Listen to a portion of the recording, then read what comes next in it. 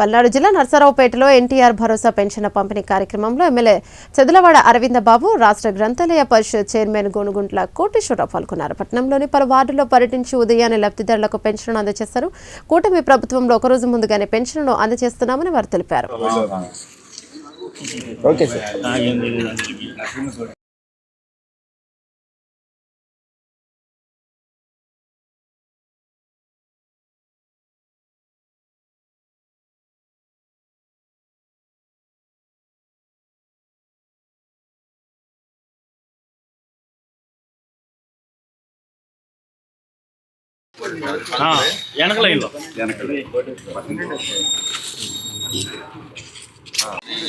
ఎందుకు పొద్దున్నే భయపెడతారు? పర్లేదు తీసుకుంటా.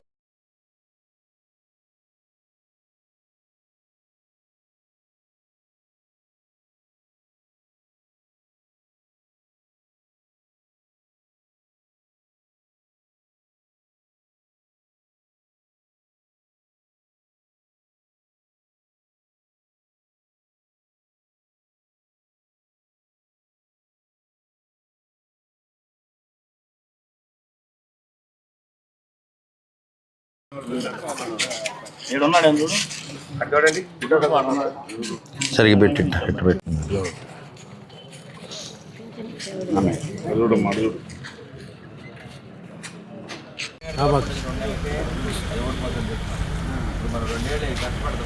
మళ్ళీ తప్పకుండా నాయకులు చెప్తాలి, పార్టీ గెలిపించుకోవాలి. పట్టుదల మంత్రం అమ్మాయి హనుమంతరావు కూడా సభ్యత్వం కొట్టించండి అయ్యా. సరే సార్ ఒకసారి సార్.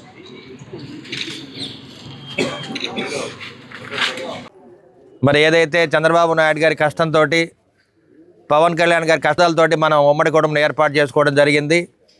పరిపాలన బాగుండాలి, ప్రజలు బాగుండాలనే ఆలోచనతో నారా చంద్రబాబు నాయుడు గారు, పవన్ కళ్యాణ్ గారు, సీఎం గారు కానీ, డిప్యూటీ సీఎం గారు కానీ ఒకరోజు ముందుగానే పింఛన్ కార్యక్రమాన్ని పేద ప్రజలందరూ కూడా వాళ్ళ ఇళ్ల దగ్గరికి వెళ్ళి 3,000 రూపాయలు పింఛన్ని 4,000 చేయటం, 3,000 రూపాయలు పింఛన్ని 6,000 చేయటం, అదేవిధంగా వికలాంగులకి 100% బెడ్ రిడెన్ పేషెంట్స్కి 15,000 రూపాయలు ఇవ్వటం, కిడ్నీ వ్యాధిగ్రస్తులకి 10,000 రూపాయలు, అదేవిధంగా పెరాలసిస్ పేషెంట్లు కూడా 10,000 రూపాయలు నెలలు ఇవ్వటం జరుగుతుంది. ఆర్థిక పరంగా ఎన్ని కష్టాలు ఉన్నా కానీ గడిచిన ప్రభుత్వంలో చాలామంది కార్యకర్తలు, నాయకులు ఇబ్బంది పడినా కానీ అందరి ప్రజలను ఆదుకోవడానికి ఎన్టీఆర్ భరోసా పెన్షన్ కార్యక్రమాన్ని పొద్దున్నే 6 ఇళ్ల దగ్గరికి వెళ్ళటం, సచివాలయ సిబ్బంది అందరూ కూడా కష్టపడి పనిచేస్తూ ప్రతి ఇంటికి పెన్షన్ ఇవ్వడం జరుగుతుంది.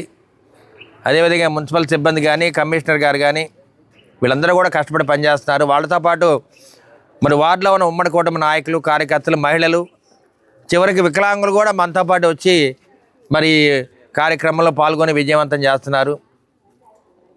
ఈ కార్యక్రమంలో అందరూ కూడా చంద్రబాబు నాయుడు గారి యొక్క గొప్పతనాన్ని, వారి యొక్క కష్టాన్ని గమనించి అందరూ కూడా చంద్రబాబు నాయుడు గారికి, పవన్ కళ్యాణ్ గారికి ధన్యవాదాలు తెలియజేస్తున్నారు.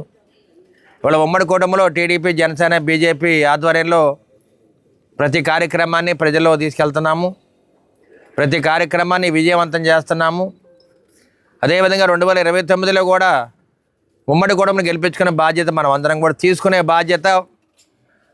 ఇవన్నీ కూడా మర్చిపోకుండా మీరు కష్టపడాలని చెప్పి చంద్రబాబు నాయుడు గారి యొక్క కష్టాన్ని గమనించి అందరూ కూడా గుర్తుపెట్టుకుంటూ ఉన్నారు. ఇవాళ ఈ అన్న ఇప్పుడే చెప్తున్నారు, చంద్రబాబు నాయుడు గారు మాకు దేవుళ్ళు లాంటి ఆయన, వారి వల్ల 3,000 రూపాయలు 6,000 చేయడం జరిగింది. మరి ఎక్కడ కూడా జీతం 3,000 అంటే 6,000 పెంచరు ఎక్కడ కూడా. కానీ చంద్రబాబు నాయుడు గారు పెద్ద మనసు చేసుకొని వాళ్ళ ఆర్థిక పరిస్థితి కష్టంగా ఉంది కాబట్టి మరి ప్రజలు బతకాలంటే 3,000 సరిపోదని 6,000 రూపాయలు చేయడం జరిగింది.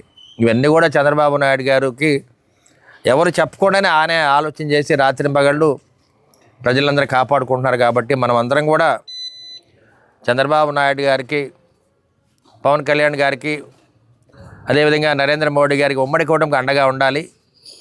అదేవిధంగా ఉమ్మడి కూటమి మళ్ళీ 2029 కూడా గెలిపించుకొని చంద్రబాబు నాయుడు గారిని మళ్ళీ 5వసారి ముఖ్యమంత్రి చేసుకునే బాధ్యత మనం తీసుకోవాలి.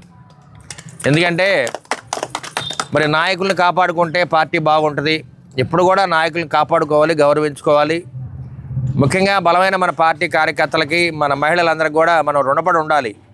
ఇవాళ మహిళలు, మన పార్టీ కార్యకర్తల వల్లే మనం గెలవడం జరిగింది. కాబట్టి ఇవాళ ఎస్టీలు, ఎస్సీలు, బీసీలు, ముస్లిం మైనార్టీలు, కాపు సోదరులు, వ్యాపారస్తులు, రైతు సోదరులు అందరూ కూడా మన పార్టీకి అండగా ఉన్నారు. కాబట్టి మనం ఈ విధంగా విజయం సాధించాం. కాబట్టి ఎప్పుడు ఇదే విధంగా మనం ముందుకెళ్ళాలి.